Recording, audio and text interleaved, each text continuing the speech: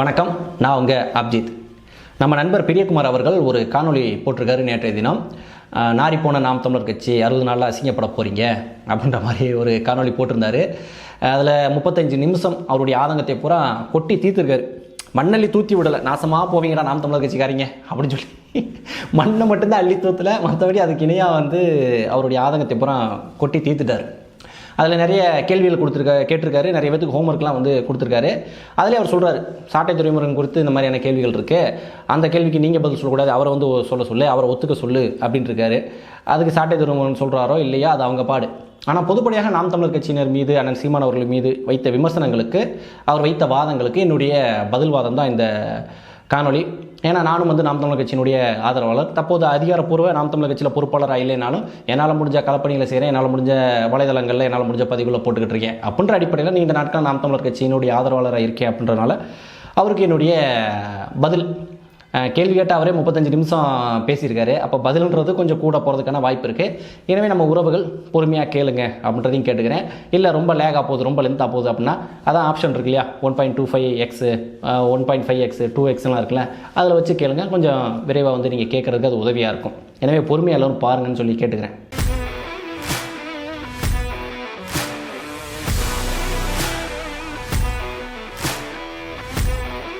அந்த காணொலியில் பிரியகுமார் அவர்கள் பல விஷயங்கள் பேசியிருந்தாலும் எனக்கு ரொம்பவே முக்கியமாகப்பட்டது என்னென்னா, நாம் தமிழர் கட்சிக்கு இப்போ ஆன்டி இன்கம்பன்சி அதிகமாக இருக்குது, எதிர்ப்பு மனநிலை அதிகமாக இருக்குது. எதுக்காக இந்த எதிர்ப்பு மனநிலை அப்படின்னா, நீங்கள் விஜய் குறித்து அளவுக்கு அதிகமாக விமர்சனம் பண்ணுறீங்க. அதனால் ஒட்டுமொத்த தமிழ்நாடு மக்களும் இளைஞர்களும் எல்லாருமே நாம் தமிழர் கட்சிக்கு எதிராக மாறிக்கிட்டு இருக்காங்க.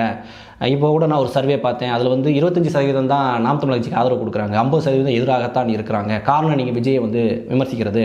அண்ணன் சீமான் கூட சொல்லுவார் இல்லையா, 8வது 10வது படிக்கிற பசங்களாம் எனக்கு ஓட்டு போடுவாங்க, அவங்க வளர்ந்து வரும்போது எனக்கு ஓட்டு போடுவாங்கன்னு சொல்கிறாங்களா, அந்த பசங்களும் உங்களுக்கு எதிராக மாறிக்கிட்டு இருக்காங்க. நீங்கள் விஜயை அரசியலை விட்டே அடித்து விரட்டிடலாம், விஜயை அரசியல் களத்தில் இல்லாமல் போகலாம், ஆனால் அவங்களுடைய ரசிகர்கள் உங்களை எதிரியாக பார்க்குறாங்க. சின்ன பசங்க கூட முத வாக்கு செலுத்துறவங்க கூட உங்களை எதிரியாக பார்க்குறாங்க. அந்த அளவுக்கு நீங்கள் வந்திருக்கீங்க, ஒரு தலைமுறையவே உங்களுக்கு எதிராக நீங்கள் மாற்றி வச்சுருக்கீங்க அப்படின்னு சொல்கிறாரு. அதை சொல்லும் போது எனக்கு கொஞ்சம் ஆச்சரியமாக இருந்துச்சு. நீ எந்த அளவுக்கு பூச்சாண்டி கேட்குறேன், எனக்கே நீ சொல்கிறத பார்த்தா எனக்கே பயமாக இருக்குது, களத்தில் வேலை பார்க்குற எங்களுக்கே பயமாக இருக்குது. ஏன்னா ரோட்டில் போகும்போது எவனும் அடிச்சு போனா அப்படின்ற அளவில் இருந்துச்சு. ஏன்னா அந்த அளவுக்கு ரொம்பவே பில்டப்பாக இருக்கார். விஜய் என்பவர் ஒரு நடிகர் தான், அவருக்கு ஆதரவு, மக்கள் ஆதரவு, பெண்கள் ஆதரவு, குழந்தைகள் ஆதரவு எல்லாம் இருக்குது. ஆனால் அவரை விமர்சித்ததுக்காக ஒரு நாம் தமிழர் கட்சி அப்படின்ற ஒரு கட்சியை, அதாவது தொடர்ந்து மக்களுக்காக போராட்ட களத்தில் இருக்கக்கூடிய ஒரு நாம் தமிழர் கட்சியை ஒட்டுமொத்தமாக மக்களே புறக்கணிச்சிருவாங்க அப்படின்னு பேசுறதுல ஏதாவது ஒரு லாஜிக் இருக்கா அப்படின்றத யோசிச்சு பாருங்கள். அதுவும் இல்லாமல் விஜய் அவர்கள் இன்றைக்கி அவர் நடிச்சுக்கிட்டு இருக்கார், அது வேறு விஷயம். இருந்தாலும் ஒரு அரசியல் கட்சி தலைவராக இருக்கார். இங்கே 4 முனை போட்டி 5 முனை போட்டின்னு பேசப்படுது. அப்போ சக கட்சிகள் அவர் மீது விமர்சனங்களை வைக்கத்தான் செய்வாங்க. நேற்று வரைக்குமே ஆதரவு கொடுத்துக்கிட்ட எடப்பாடி பழனிசாமி அவர்கள் கூட இப்போ விமர்சனம் பண்ண ஆரம்பிச்சிருக்காரு. அப்படின்னும் போது எல்லா தரப்புலேருந்து விமர்சனங்கள் அவருக்கு வந்துக்கிட்டு தான் இருக்கும். அதெல்லாம் அவர் ஜெயிச்சு தான் வரணும். அதுக்காக விமர்சனம் பண்ணால் மக்கள் உங்களை எதிர்த்துருவாங்க, விஜய் ரசிகர்கள் உங்களுக்கு ஓட்டு போட மாட்டாங்க, அமைதியாக இருங்க அப்படின்னு சொல்லி பூச்சாண்டி காட்டுவதெல்லாம் என்ன மாதிரியான பேச்சு அப்படின்றது புரியல.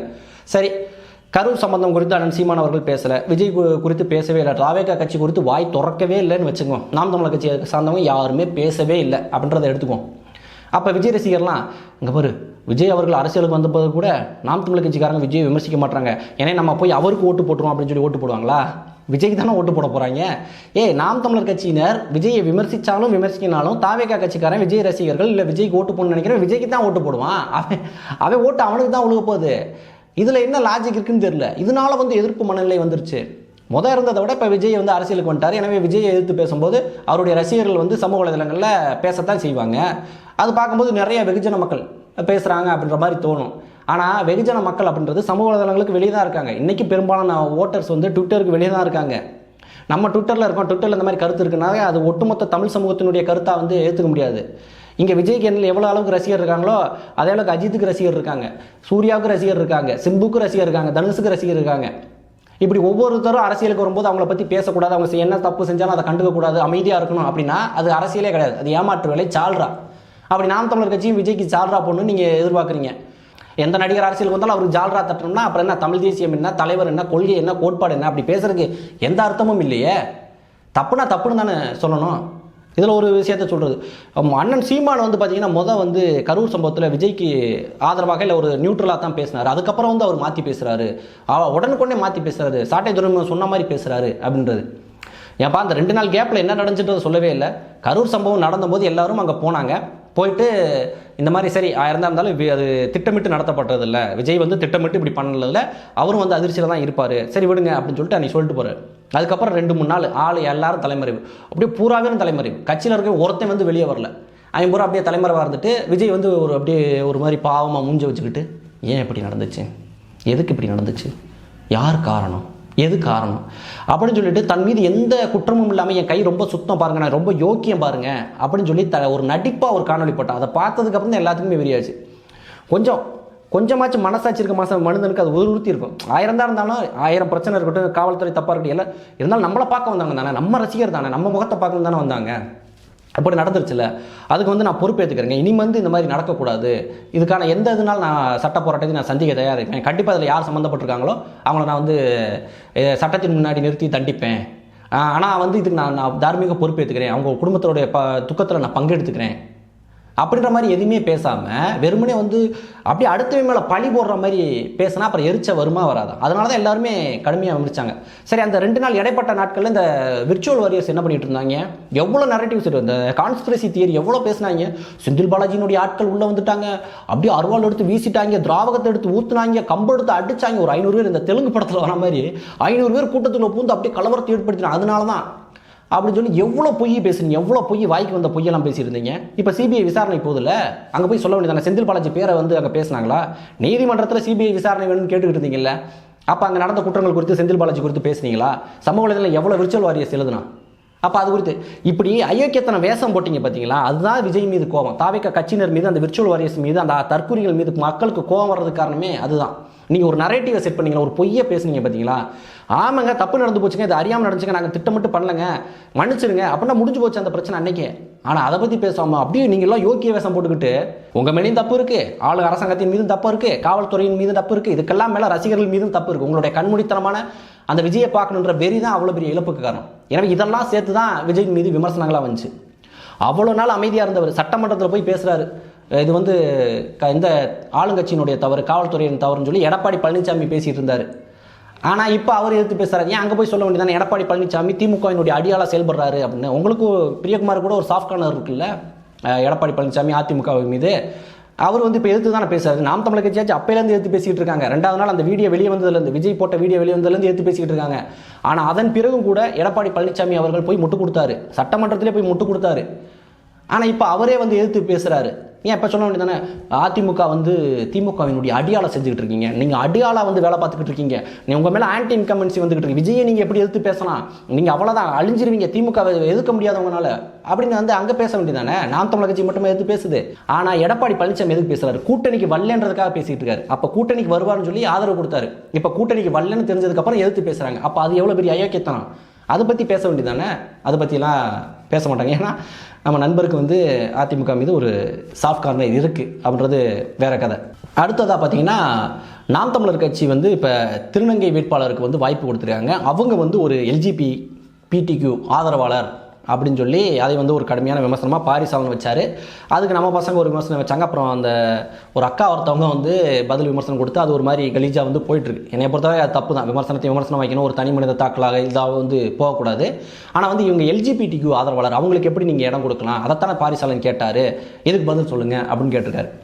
உண்மையிலே வந்து LGBTQவை வந்து நாம் தமிழர் கட்சியும் சரி, அண்ணன் சீமான் அவர்களும் சரி கொள்கை ரீதியாகவே எதிர்க்கிறாங்க. அதிலே வந்து அண்ணன் பொது மேடையிலே சொல்லிட்டாரு, அது வந்து இயற்கைக்கு புறமானதை நாங்கள் வந்து ஆதரிக்கலை, ஆனால் வந்து நாங்கள் திருநம்பிகளையும் திருநங்கைகளையும் வந்து நாங்கள் ஆதரிக்கிறோம் அப்படின்னு சொல்லிட்டாங்க.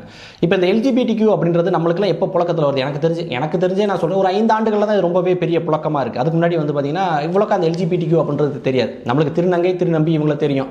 ஆனால் இந்த மாதிரியான ஒரு அஜெண்டா, இந்த மாதிரியான ஒரு குரூப் இருக்குது அப்படின்றதே ஒரு கடந்த 10 ஆண்டுகளில் தான் நம்ம தமிழ் சமூகத்தில், உலகம் முழுக்க அது ரொம்ப ஃபேமஸ் முதல்ல. ஆனால் நம்ம தமிழ் சமூகத்துக்குள்ளே நம்ம தமிழ் சமூக வலைதளங்களில் இப்போ ரீசெண்டாக தான் அது ஃபேமஸ் ஆகுது. ஆனால் நாம் தமிழர் கட்சி வந்து பார்த்திங்கன்னா 2016 திருநங்கை வேட்பாளருக்கு வாய்ப்பு கொடுத்துட்டாங்க. எனவே நாம் தமிழர் கட்சி திருநங்கைக்கு வேட்பாளருக்கு வாய்ப்பு கொடுக்குறது அப்படின்றது ஒரு புது விஷயம் கிடையாது. நாம் தமிழர் கட்சியினுடைய கொள்கையிலே அது ஒன்று. நம்ம வந்து ஆண்களுக்கும் பெண்களுக்கும் சம உரிமை கொடுக்குற மாதிரி இந்த சமூகத்தால் புறக்கணிக்கப்பட்ட திருநங்கைகளுக்கும் மாற்றுத்திறனாளிகளுக்குமே நம்ம வாய்ப்பு கொடுக்கணும் அப்படின்றது நாம் தமிழர் கட்சியினுடைய கொள்கை முடிவு. அதன் அடிப்படையில் கொடுக்குறாங்க. எனவே அதன் வரிசையில் இப்போ புதிதாக வந்து ஒரு திருநங்கை அவங்களுக்கும் வந்து வாய்ப்பு கொடுத்துருக்காங்க அக்கா அவங்களுக்கு. அவங்க வந்து ஒரு எல்ஜிபிடிக்யூ ஆதரவாளர், அவங்களுக்கு எப்படி நீங்கள் கொடுக்கலாம் அப்படின்னு சொல்லி சொல்கிறாங்க. ஏன்னா அவங்களும் வந்து ஆதரவாக வேலை செய்யக்கூடியவங்க தான். நாங்கள் வந்து என்ன சொல்கிறேன்னா, ஒருத்தர் எல்ஜிபிடிக்யூ ஆதரவாக இருக்காங்க அப்படின்றதுக்காக ஒரு திருநங்கையை வந்து நம்ம புறக்கணிக்கணும், அவங்களுக்கு வாய்ப்பு நாம் தமிழர் கட்சியில் கொடுக்கக்கூடாதுன்னு சொல்கிறதே தவறு அப்படின்றத என்னுடைய கருத்து. ஏன்னா நீண்ட நெடுங்காலமாகவே வரலாற்றில் திருநம்பிகள் வரலாற்று முழுக்கவே மனித இனம் தோன்றதுலேருந்தே இருக்காங்க. ஆனால் நீண்ட நெடுங்காலமே அவங்க சமூகத்தால் புறக்கணிக்கப்பட்டு தான் இருக்காங்க. ஏதோ ரொம்ப அரிதாகத்தான் சொந்த குடும்பத்தில் அவங்களை ஏற்றுக்கிறாங்க, ஆனால் சமூகத்தால் அவங்க கேலியும் கிண்டலும் செய்யப்படுறாங்க. நிறைய சொந்த குடும்பங்களே அவங்களை கைவிட்டிருக்காங்க. அதனால தான் திருநங்கைகள்லாம் வந்து பார்த்திங்கன்னா கடைக்கு போய் காசு வாங்குறது அல்லது பாலியல் தொழிலில் போகிறது அந்த மாதிரியான ஒரு நிலைக்கு அவங்க தள்ளப்படுறாங்க.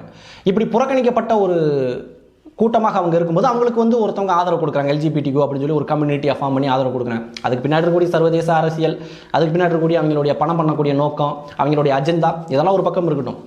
இருந்தாலும் அவங்க வந்து ஆதரவு கொடுக்குறாங்களே அப்படின்றதுனால நிறைய பேர் அவங்கள போய் அந்த எல்ஜிபிடிக்கு அந்த கம்யூனிட்டிக்குள்ளே இணைச்சிக்கிறாங்க. சரி, சொந்த குடும்பம் ஏற்றுக்கல, சமூகம் ஏற்றுக்கல, வாழ்ந்த ஊர் ஏற்றுக்கல, இவங்களாச்சும் நம்மளை ஏற்றுக்கிறாங்களே அப்படின்னு சொல்லி நிறைய பேர் அதுக்கு போகிறாங்க. அதன் பிறகு நம்மள மாதிரி புறக்கணிக்கப்பட்டவங்களுக்கு நம்ம ஏதாச்சும் பண்ணணுமே அப்படின்னு நினச்சி அவங்க வேலை செய்கிறாங்க. நம்ம வந்து அந்த எல்ஜிபிடிக்யூவில் போய் அவங்க இணையிறது ஆதரவு, அதுக்காக வேலை செய்கிறது ஆதரவாக இருக்கிறது, வேலை செய்கிறது, இதெல்லாம் வந்து தப்பு அப்படின்னு நம்ம சொல்கிறதுக்கு முன்னாடி நம்ம என்ன மாதிரியான ஒரு வாய்ப்பை அவங்களுக்கு இந்த சமூகத்தில் ஏற்படுத்தி கொடுத்துருக்கோம். நீண்ட நெடுங்காலமாக இங்கே வந்து திருநங்கைகள், இப்போ தான் நம்ம திருநங்கைன்னு சொல்கிறோம், இதுக்கு முன்னாடி என்னென்ன சொல்லி அவங்களை கேவலப்படுத்திருக்கோம், எவ்வளோ வந்து அவங்கள புறக்கணிச்சிருக்கோம். அப்படி ஒட்டுமொத்தமாக நம்ம அவ்வளோ நாள் புறக்கணிச்சுட்டு திடீர்னு வந்தோடனே எல்ஜிபிடிக்யூ ஆதரவாக போகிறாங்க அப்படின்றதுக்காக அவங்கள குறை சொல்வது என்னதுக்கு? நம்ம அவங்களுக்கு சமமான வாய்ப்பை இந்த அரசியல் களத்தில் நீ ஏற்படுத்தி வச்சிருந்து, இல்லை எனக்கு இது பத்தலன்னு சொல்லி அவங்க அந்த மாதிரியான ஒரு தவறான ஒரு இதுக்கு போறாங்க அப்படின்னா நம்ம அதை விமர்சிக்கலாம். நம்ம அவங்களுக்கு எந்த வாய்ப்புமே கொடுக்கல. இப்பதான் நாம் தமிழர் கட்சின்னு ஒரு கட்சி தமிழ்நாட்டிலே அவங்கள வேட்பாளரை நிப்பாட்டிக்கிட்டு இருக்கு. இதுவே ரொம்ப தொடக்கம் தான். இது ரொம்பவே காலம் தாழ்த்தி தான் அவங்களுக்கு அந்த வாய்ப்பு கிடைக்குது. இப்போ வந்துட்டு முதல்ல அவங்களுக்கு வாய்ப்பு கிடைக்கும். இந்த வாய்ப்பை பயன்படுத்தி கொண்டு அவங்க மாற்று வழிக்கு வருவதற்கான வாய்ப்பு இருக்கு. வேலை பாதைகள் எல்ஜிபிடிக்குள்ள இருந்து அவங்க வெளியே வருவதற்கான வாய்ப்பு இருக்கு.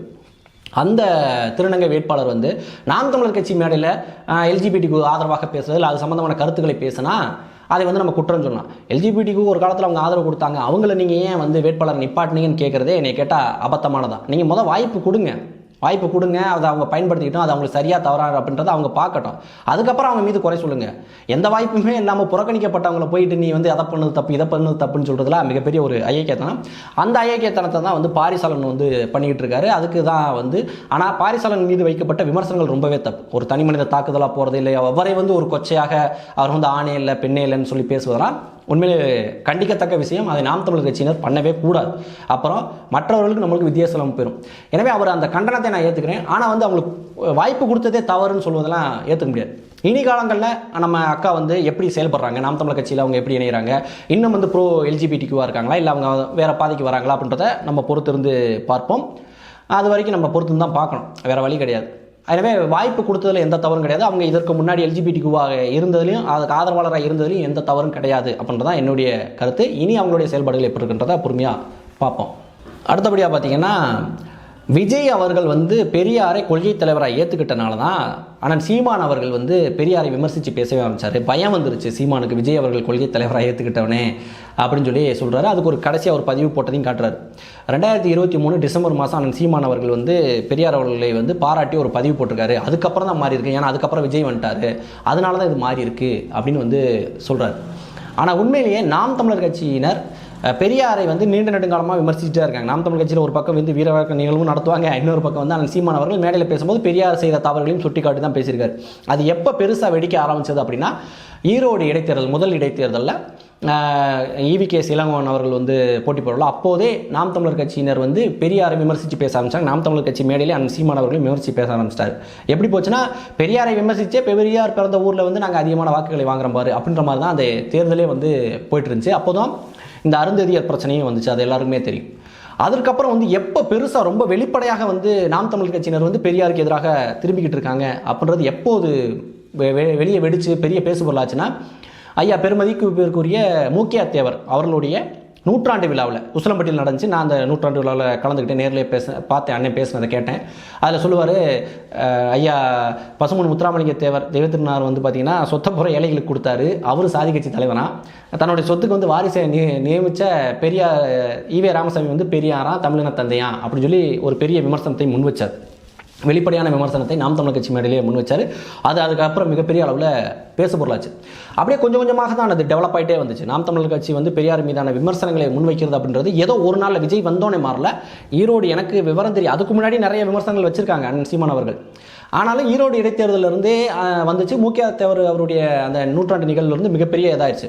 இவர் சொல்கிறார் இல்லையா, அந்த காலகட்டம் அதாவது டிசம்பர் மாதம் வரைக்குமே வந்து ஒரு மாதிரி நம்ம அவரை வந்து ஏற்றுக்கிறேன்ப்பா, எங்களுக்கு நிறையா வழிகாட்டியிருக்காங்க, அவரும் ஒரு வழிகாட்டி, அவருடைய இதையும் நான் வந்து ஏற்றுக்கிறேன், அவருடைய அந்த கடவுள் மறுப்பு கொள்கையும் ஏற்றுக்கிறேன், பெண் விடுதலை இதுக்கெல்லாம் பேசுகிறார், அதையும் ஏற்றுக்கிறேன், ஆனால் அவர் மட்டும் செய்யலை அப்படின்ற மாதிரி தான் போயிட்டு இருந்துச்சு. அப்புறம் 2024 அந்த தேர்தல் வந்துச்சு பார்த்தீங்களா, பாராளுமன்ற தேர்தல். அந்த காலகட்டத்தில் முழுமையாக வந்து எதிர்த்து பேச ஆரம்பிச்சிட்டாங்க. இப்போ பார்த்தீங்கன்னா இப்போ சமீப காலமாக முழுக்க வந்து எகென்ஸ்டாகவே இருக்குது நாம் தமிழர் கட்சி என்பது 100% ஈவே ராமசாமியை எதிர்த்து களமாடிக்கிட்டு இருக்கோம். இப்போ வந்து 16 வருஷமாக உங்களுக்கு வந்து பெரியார் வந்து நல்ல தலைவராக தெரிஞ்சார், இப்போ விஜய் வந்தோடனே உங்களுக்கு இதாகிட்டாரா அப்படின்னு சொல்லி இப்போ நம்ம பிரியகுமார் அவர்கள் கேட்குறாரு. அதில் என்ன நகைச்சுவையான விஷயம் அப்படின்னா, 16 வருஷத்துக்கு முன்னாடி அந்த 5-6 வருஷத்துக்கு முன்னாடி பிரியகுமாரும் நாம் தமிழர் கட்சிக்கு ஆதரவாக தான் இருந்தார். அப்போ அண்ணன் சீமான் அவர்கள் பெரியாருக்கு வீர வணக்கம் செலுத்திக்கிட்டு தான் இருந்தார். நான் நாம் தமிழர் கட்சியில் பொறுப்பாளராக இருந்தேன். அப்போதும் எங்களுக்குள்ள நல்ல நட்பு இருந்துச்சு. ஆனால் என்னென்னா 2 பேருமே வந்து பெரியாரை எதிர்த்து தான் பேசிக்கிட்டு இருந்தோம். சமூக வலைதளங்களுடைய பதிவுகள் எல்லாமே பெரியாரை எதிர்த்து தான் பேசிகிட்டு இருந்தோம். இது அண்ணன் சீமான் அவர்கள் வீர வணக்கம் செலுத்திக்கிட்டு இருக்கும்போது கூட நானும் அசோக்குமார் மகிழன், நம்ம வலையொலி இப்போ நெற்றிக்கண் வலையொலி வச்சிருக்காரு இல்லையா, அவரும் நானும் சேர்ந்து டீகோடிங்லாம் பண்ணுவோம். இந்திய எதிர்ப்பு போராட்டத்தில் என்ன மாதிரியான பித்தலாட்டத்தை ஈவே ராமசாமி பண்ணார், 1965 போராட்டத்தில் என்ன பண்ணார், 1937 போராட்டத்தில் என்ன பண்ணார், அப்போ ஈழத்து சிவானந்த அடிகள் என்ன பண்ணிட்டு இருந்தாங்க அப்படின்றத ஒரு முழுநீள காலனியாக தரவுகளோடு என்னென்ன புத்தகங்கள் எந்தெந்த பக்கங்கள் என்னென்ன இருக்குது அப்படின்றத டீட்டெயிலிங்காக நானும் அவரும் பேசியே வந்து போட்டிருந்தோம். அந்த காணொலியும் நம்ம உடனே வெளி தமிழாக வந்துருந்துச்சு. அதுதான் அது. ஏன்னா அப்போ அண்ணன் சீமான் அவர்கள் வீர வணக்கம் செலுத்தி கொண்டிருந்த காலத்திலையும் இங்கே நாம் தமிழர் கட்சியினுடைய ஆதரவாகத்தான் இது நம்ம பிரியகுமாரும் பேசியிருந்தார், நானும் பேசியிருந்தேன். நான் நாம் தமிழர் கட்சியில் பொறுப்பாளராகவும் இருந்தேன். இருந்தாலும் நாங்கள் பெரியார் அவர்களை விமர்சித்து பதிவுகள் காணொலிகள்லாம் போட்டிருந்தோம். யாரும் எங்களை கேட்கல, ஏன் பெரியார் விமர்சிங்கன்னு கேட்கல. ஒரு சுதந்திரம் என்பது அப்போதுல இருந்துச்சு. ஒரு பக்கம் பெரியாரினுடைய ஆதரவாரே கட்சி வந்து எடுத்துக்கிட்டு இருந்தாலும் பெரியாரின் மீதான விமர்சனங்கள் கட்சிக்குள்ளே இருந்துகிட்டு தான் இருந்துச்சு. ஏதோ ஒரு புதுசாக ஒன்றும் வந்துடல. அதுக்கு நானும் பிரியகுமாருமே சாட்சி. ஏன்னா நாங்கள் பேசின காணொலி பிரியகுமாரோடைய வலையொலியிலே வந்திருக்கு. நானும் அசோக்குமார் மயிலன் அவர்கள் பேசினதும். எனவே விஜய் வந்ததுக்கப்புறம் வருது அப்படின்னு சொல்கிறது ரொம்ப ஒரு அபத்தமான ஒரு பேச்சு தான். அதில் வந்து மாற்றுக்கிறது கிடையாது. இது வந்து ஒரு ஹைலைட். கொஞ்சம் கொஞ்சமாக வந்தது இப்போ உச்சம் அடைஞ்சிருக்கு வேணுமா சொல்லலாமே தவிர விஜய் வந்ததுக்கப்புறம் தான் எதுக்குறாரு அப்படின்னு சொல்வதெல்லாம் ஒரு இது. ஆனால் என்ன அப்போ தெரியாத விஷயம் இப்போ என்ன வந்து பிரியகுமார் அவர்களுக்கு உறுத்துது, ஏன் 16 வருஷம் அப்போ வந்து ஆதரிச்சிங்க, இப்போ ஏன் எதுக்குறீங்கன்னு அவர் கேட்குறாரு அப்படின்றதுக்கு நான் என்ன நினைக்கிறேன்னா, அப்போ வந்து விஜய் அரசியலுக்கு வரல, இப்போ அவர் வந்து விஜய் அரசியலுக்கு வந்துட்டார். எனவே அவருக்கு வந்து விஜய் ரசிகராக இருக்கனால அவர் வந்து ஆதரிக்கிறாரு அப்படின்ற மாதிரி எனக்கு தோணுது. உங்களுக்கு என்ன தோணுது அப்படின்றத கமெண்ட்டில் தெரிவிங்க. அடுத்தபடியாக பார்த்தீங்கன்னா அண்ணன் சீமான் அவர்கள் பராசக்தி படத்தை போய் பார்த்ததை வந்து ஒரு விமர்சனம் சொல்கிறார். தேர்தலுக்கு இன்னும் 60 நாளில் தான் இருக்குது. அதுக்குள்ள நீங்கள் போய் பராசக்தி படத்தை, ஒரு எதிரியின் குடும்பம் எடுத்த படத்தை பார்த்துட்டு பாசிட்டிவ் ரிவ்யூ கொடுத்தீங்களா, நான் தான் செலியன் அப்படின்னு சொன்னீங்கன்னா மக்களுக்கு உங்கள் மீது எப்படி நம்பிக்கை வரும்? நீங்கள் ஒரு திமுகவினுடைய அடியாள் மாதிரி செயல்பட்டுக்கிட்டு இருக்கீங்க, இது என்ன வேலை, இது உங்களுக்கு என்ன அங்கே வேலை அப்படின்னு சொல்லி ரொம்ப காட்டமாக வந்து பேசியிருந்தார். எனக்குமே அது கொஞ்சம் பார்த்தோம் நெருடலாக தான் இருந்துச்சு. என்னையா போயிட்டு இப்படி அண்ணன் இப்படி பண்ணிட்டாரே அப்படின்ற மாதிரி தான் இருந்துச்சு. அண்ணன் சொன்னதுக்கப்புறம் கூட அந்த படத்தை நான் இன்னும் பார்க்கல. அந்த படத்தினுடைய என்னென்ன அது கான்செப்ட் தெரியும், 1965 மையப்படுத்தி எடுக்கக்கூடிய ஒரு படம் அப்படின்றது தெரியும். ஆனால் அதில் என்னென்ன காட்சிகள் பண்ணியிருக்காங்க அப்படின்றது தெரியாது. இன்ன வரைக்கும் நான் அந்த படத்தை பார்க்கல. ஆனால் அண்ணன் போய் வந்து பார்த்துட்டு வந்து பாசிட்டிவ் ரிவ்யூ கொடுத்ததை வந்து இவங்க குறையாக சொல்கிறாங்க. ஆனால் இதை வந்து ஏதோ வந்து அண்ணன் சீமான் அவர்கள் போயிட்டு பராசக்தி படத்தை மட்டும்தான் பார்த்துட்டு நல்ல படம் அப்படின்னு சொல்கிறாரு, அவர் வந்து பிஜேபியினுடைய குடும்ப நிறுவனத்தை, இது திமுகவினுடைய குடும்ப நிறுவனத்தை ஆதரிக்கிறாரு அப்படின்ற மாதிரி கிடையாது. கடந்த 5 ஆண்டுகளாகவே ஆட்சிக்கு வந்ததுக்கப்புறம் சன் பிக்சரும் ரெட் ஜெயிண்ட் தான் நிறைய படங்களை ரிலீஸ் பண்ணிட்டு இருக்காங்க. அந்த வரிசையில் அண்ணன் சீமான் அவர்கள் இந்த மண் சார்ந்த படம் இல்லை கொள்கை சார்ந்த படம், ஏதோ ஒரு தத்துவம் சார்ந்த ஒரு படம்னாலே அவர் போய் பார்த்து ஆதரவு கொடுத்துட்டு தான் இருக்கார். நீங்கள் பார்த்தீங்கன்னா கடைசி விவசாயி திரைப்படத்தை கூட அண்ணன் பார்த்துட்டு நல்ல படம் எல்லாரும் பாருங்கன்னு சொன்னார். விடுதலை, எல்லா தமிழ் தேசியவாதிகளும் கொண்டாடின ஒரு திரைப்படம் விடுதலை, அதையும் அண்ணன் பார்த்துட்டு நல்லா இருக்குது அப்படின்னு தான் சொன்னார். அதே போல் இட்லி கடையை போய் பார்த்தா அந்த வரிசையில் நிறையா திரைப்படங்களை பார்த்து அண்ணன் சீமான் அவர்கள் அவருடைய கருத்தை பதிவு செஞ்சுட்டு தான் இருக்காங்க. ஏன்னா அவர் ஒரு சினிமா துறையை சார்ந்தவர், ஒரு இயக்குனர். அவர் ஒரு இயக்குனருடைய பார்வையில் இந்த துறை சார்ந்த அவருக்கு எப்போதுமே ஒரு காதல் இருந்துகிட்டு தான் இருக்குது. அதனால் ஒரு அழைப்பின் பேரில் கூட அவர் போய் அதை சந்திச்சிடலாம். ஆனால் இதை வைத்து கொண்டு மட்டும் நீங்கள் மதிப்பிடுவீங்க அப்படின்னா அது என்ன மாதிரி அரசியல் அப்படின்றது புரியல. அதே போல் அண்ணன் சீமான் அவர்கள் முதலமைச்சர் ஸ்டாலின் அவர்களை சந்தித்து அந்த துக்கம் விசாரித்தது. அண்ணன் சீமான் அவர்களுடைய தந்தை மரணித்த போது முதலமைச்சர் அவர்கள் அலைபேசியில் வந்து அழைச்சி துக்கம் விசாரிச்சு, அது எல்லாருக்கும் தெரியும். அந்த மரியாதைக்காக அவங்க வீட்டில் ஒரு இறப்பு அப்படின்ற போது இவர் போய் பேசியிருக்காரு. அதை கடந்து தமிழ்நாட்டில் இப்போ கடந்த நாட்களில் எந்த ஒரு பிஜேபி கொண்டு வந்த திட்டமாக இருக்கட்டும், அல்லது திமுக கொண்டு வந்த திட்டமாக இருக்கட்டும், இல்லை திமுகவால் இங்கே ஏற்பட்ட பாதிப்புகளாக இருக்கட்டும், எந்த ஒரு இடத்துலையாச்சும் அண்ணன் சீமான் அவர்கள் சமரசம் செய்து கொண்டாராம். எங்கெல்லாம் திமுகவையும் பிஜேபியும் எதிர்த்து களமாட வேண்டுமோ அந்த இடத்துல உறுதியாக வந்து நாம் தமிழர் கட்சியினர் தொடர்ந்து களமாடிக்கிட்டே தான் இருக்காங்க. சரிப்பா, இந்த 5 ஆண்டுகள் இந்த ஒரு பிரச்சனை வந்துச்சு, இது குறித்து சீமான் அவர்கள் வாய் திறக்கவே இல்லை. இதுக்கு வந்து அவர் சமரசம் செஞ்சுக்கிட்டார், இது குறித்து இதை வந்து திமுக செஞ்ச ஒரு அநியாயம், இதை வந்து தட்டி கேட்கவே இல்லை சீமான் அப்படின்ற மாதிரி ஏதாச்சும் ஒரு விஷயத்த சொல்லுங்கள், அதில் விவாதம் பண்ணுவோம். அதை விட்டுட்டு படம் பார்த்துட்டாரு, அவர் வீட்டுக்கு போய் துக்கம் விசாரிச்சார், எனவே வந்து அவங்க மாறிட்டாங்க அப்படின்னு பேசுவதெல்லாம் ரொம்ப ஒரு மொட்டுக்கட்டத்தனமான பேச்சு. எனவே அண்ணன் சீமான் அவர்கள் எந்த இடத்துல சமரசம் செய்து கொண்டார், மக்களுக்காக எந்த இடத்துல களத்தில் போராடாமல் புறக்கணிச்சாரு, இல்லை திமுகவினுடைய எந்த மோசமான திட்டத்தை அவர் ஆதரிச்சாரு அப்படின்ற அடிப்படையில் பேசுங்க, அவமா விவாதம் பண்ணுவோம். ஆனால் அதை விட்டுட்டு படம் பார்க்க போயிட்டார், பி டீம் ஆயிட்டாரு, அவர் வீட்டில் போய் துக்கம் விசாரிச்சார், பி டீம் ஆயிட்டாருன்னு பேசுவதெல்லாம் உண்மையிலே நான் சொன்ன மாதிரி தான் ஒரு முட்டுக்கட்டத்தனமான ஒரு விமர்சனம். இதுக்கெல்லாம் வந்து நம்ம ஒன்றும் சொல்ல முடியாது. ஏன்னா குத்தம் சொல்கிறவங்க எப்படின்னா இந்த பிடிக்காத மருமக கைப்பட்டாலும் குத்தம் கால்பட்டாலும் குத்தண்டுவாங்கல்ல, அது மாதிரி பிடிக்கலன்னு முடிவு பண்ணதுக்கப்புறம் என்ன செஞ்சாலும் அவங்களுக்கு குத்தமாக தான் தெரியும். எனவே நீங்கள் விமர்சனம் வைங்க, சீமான் அவர்கள் விமர்சனத்துக்கு அப்பாற்பட்டவர்கள், ஆனால் அந்த விமர்சனத்தை நியாயமாக வைங்க அப்படின்னு தான் பிரியகுமார் அவர்கள்ட்ட சொல்கிறேன். அடுத்து முக்கியமானது பார்த்தீங்கன்னா, சாட்டை துரைமுருகன் பேசுகிறதை வந்து திமுக காரங்க எடுத்து பரப்புறாங்க. எனவே சாட்டை துரைமுருகன் வந்து பார்த்தீங்கன்னா திமுகவினுடைய அடியாள் மாதிரி பேசிக்கிட்டு இருக்காரு அப்படின்னு சொல்கிறார். அதாவது சாட்டை துரைமுருகன் போடக்கூடிய காணொலிகள், விஜயை விமர்சித்து போடக்கூடிய காணொலிகளை ரஜினி ரசிகர்களும் அப்புறம் திமுக காரங்களும் எடுத்து பரப்பிக்கிட்டு இருக்காங்க அப்படின்றது ஒரு குற்றச்சாட்டாக சொல்லியிருந்தார். இது என்ன மாதிரியான குற்றச்சாட்டுன்னு எனக்கும் புரியலை. இத்தனைக்கு வலையொலி வச்சு நடத்திக்கிட்டு இருக்காப்புல, அதிகமான சப்ஸ்கிரைபர் வச்சிருக்கக்கூடிய நம்ம இவருக்கு தெரியாதா ஒரு வலையொலி சமூக வலைதளங்கள் எப்படி இயங்கும் அப்படின்றது தெரியாதா?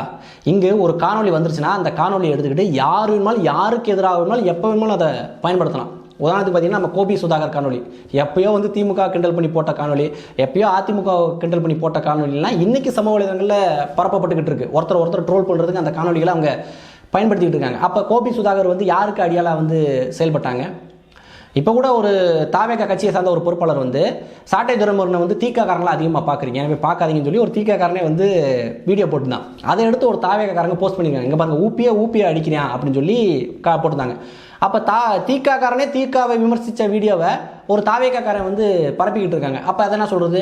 அவங்க இப்போ காணொலி போட்டது தப்பு, காணொலி போடாதீங்கன்னு சொல்லுவீங்களா? இங்கே பாருங்க, சமூக வலைதளங்களில் ஒரு வார்த்தையை பேசுகிற வரைக்கும் தான் அந்த வார்த்தை அவனுக்கு சொந்தம், பேசிட்டா வந்து ஊருக்கு சொந்தம். ஊர் அதை எப்படிமா தெரிக்கும்?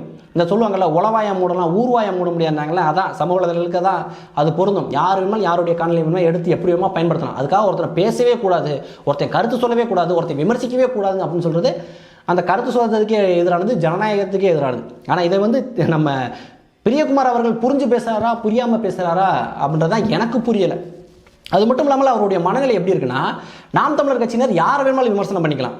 அதாவது அவங்க வந்து அதிமுக கூட இல்லை, திமுக விமர்சனம் பண்ணிக்கலாம், அதிமுக கூட விமர்சனம் பண்ணுவாரா ஏற்றுக்குவாரா என்னன்னு தெரியல.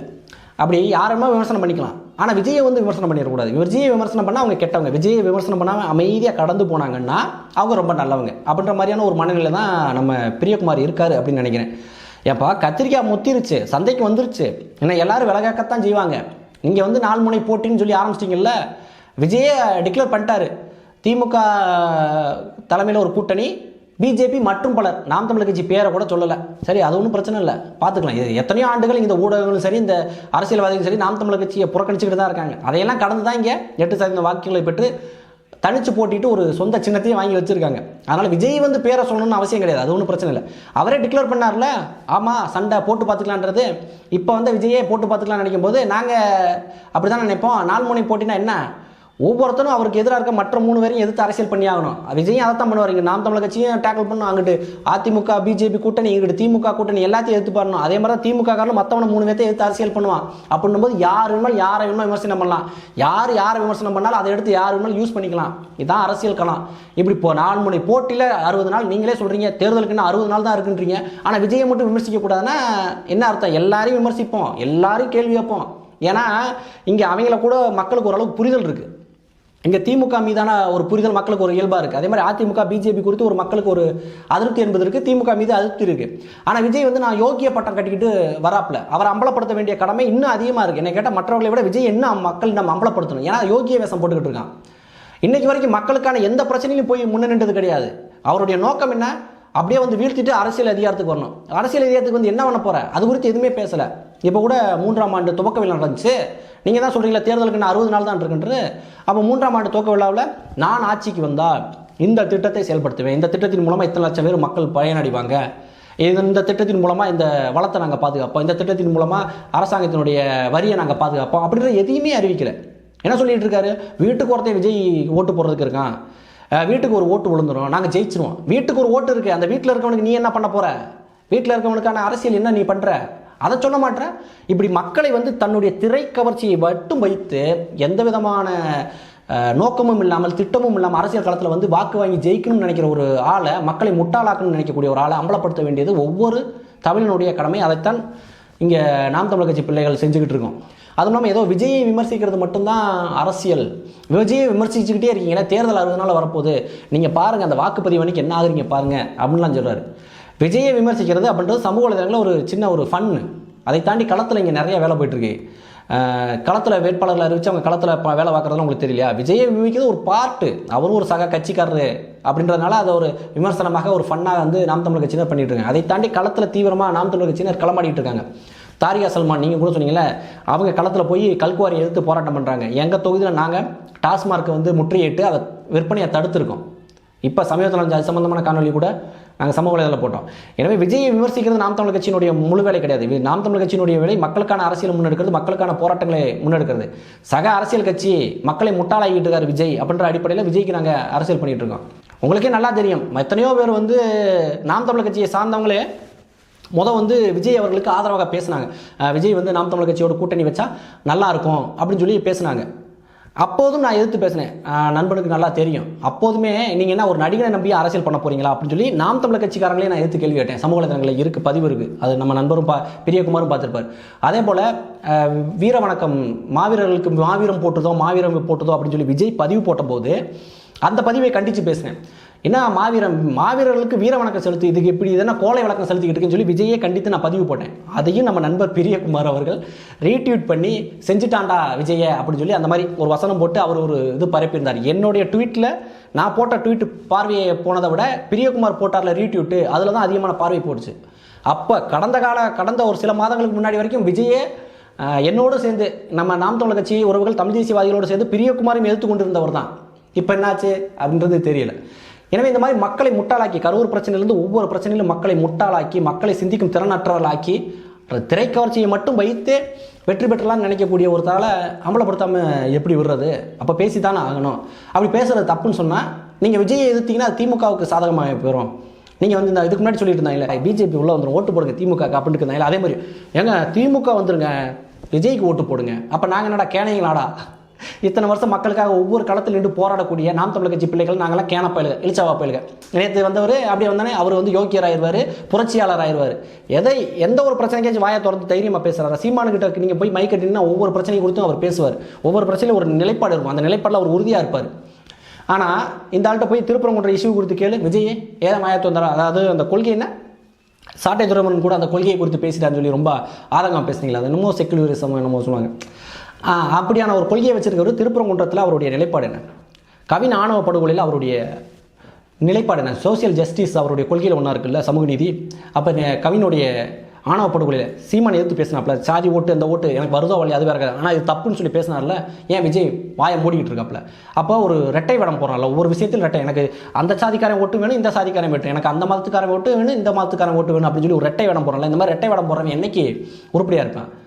இப்போ வந்து நீங்கள் எப்படி போய் திரைப்படம் பார்த்துட்டீங்க, அது வந்து உங்களை இதாக்கிறாதா, அதை வந்து திமுகவை பலமாக காட்டிடாதா, நீங்கள் திரைப்படம் இப்போ அங்கே என்ன உங்களுக்கு வேலை அப்படின்னு சொல்லி அவ்வளோ ஆர்வம் பொங்குறீங்கல்ல. விஜய் என்ன பண்ணார்? கருணாநிதியும் ஜெயலலிதா என்னுடைய ரோல் மாடல்னு சொன்னார்ல. தேர்தலுக்கு என்ன 60 நாள் தானே இருக்குது. அப்போ இருக்கும்போது எதுக்கு போய் கருணாநிதியை ரோல் மாடல்னு சொல்கிறாரு? கருணாநிதி யோக்கிய, திமுக தீய சத்தியா, ஜெயலலிதா ரொம்ப புனிதமானவங்க, அதிமுக ஊழல் கட்சியா? இது என்ன மாதிரியான லாஜிக்கு? கருணாநிதியும் ஜெயலலிதாவும் ரோல் மாடல்னா அப்போ இவர் என்ன தமிழின துரோகி கருணாநிதி, அவர் வந்து இவருக்கு ரோல் மாடல். அதை இந்த பக்கம் இப்படி பேசிக்கிடுவார். இன்னொரு பக்கம் பார்த்தீங்கன்னா காங்கிரஸோடு ரகசிய பேச்சுவார்த்தை ஓப்பன் சீக்ரெட் இதெல்லாம் எல்லாருக்கும் தெரியும். வந்து காங்கிரஸ் வந்து வரும்னு சொல்லி விஜய் எதிர்பார்த்துக்கிட்டு இருக்காரு அப்படின்றது எல்லாருக்கும் தெரியும். நாளைக்கு திமுக கூட்டணியை விட்டு காங்கிரஸ் வெளியே வந்தாலும் அதோடு போய் கூட்டணி வைக்க தயாராக இருக்கக்கூடிய ஆள் தான் விஜய். இவர் வந்து தமிழின துரோகிகள்கிட்ட போய் கூட்டணி வைப்பார்னா இவர் தமிழினத்துக்கு யார்?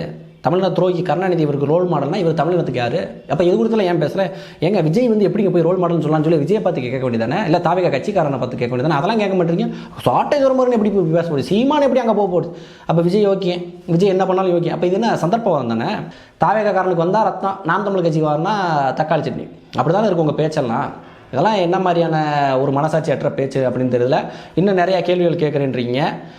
நீங்களும் கேள்வி கேளுங்க, நானும் எனக்கு தெரிஞ்ச பதிலாம் பேசுகிறேன். பார்ப்போம், எல்லாத்துக்கும் ஒரு முடிவு வரும்ல, ஏதாவது எண்ட் ஆஃப் டே ஒரு முடிவு வரும்ல. எல்லாமே இருக்குது, தேர்தல் முடிஞ்சு வந்தால் தெரிஞ்சு போகும். இவரோட பவுஸ் என்ன, சக்தி என்ன, நாம் தமிழர் கட்சியினுடைய பலம் என்ன, எல்லாமே தெரிஞ்சிடும். நான் இன்னும் இறுதியாக சொல்கிறது ஒன்று தான், இந்த மக்கள் நாம் தமிழர் கட்சியை புறக்கணித்து மீண்டும் 1% வாக்குக்கு தள்ளலாம். இருந்தாலும் நாம் தமிழர் கட்சி இந்த மண்ணுக்காகவும் மக்களுக்காகவும் தொடர்ந்து களத்தில் நின்று போராடும். அதே இது விஜய்க்கு எந்த தொகுதியும் வெற்றி பெறாமல் ஒரு 10% வாக்கு வரட்டும், அடுத்த தேர்தல் அந்த ஆள் இருக்க மாட்டாப்புல, கூட்டணிக்கு போயிடுவார், எல்லாரும் கட்சியே செயல்படாமல் போயிடும். எந்த களத்துக்கும் எந்த போராட்டத்துக்கும் வருவார், வரமாட்டார். 60 நாள் இருக்குது தேர்தலுக்கு, இப்போ கூட வந்து ஓப்பனாக அரசியல் பேச மாட்டாப்புல, எதையும் கண்டித்து பேச மாட்டாப்புல, களத்துக்கு வரமாட்டாப்புல. இவர் அடுத்து தமிழ்நாட்டை தூக்கி நட்டமாக நிப்பாட்ட போவார். நீங்களும் பேசிக்கிட்டு இருக்கீங்க, அதை நானும் கேட்டுக்கிட்டு இருக்கணும். இதில் விமர்சிக்கக்கூடாதுன்னு வேறு நீங்கள் சொல்லுவீங்க.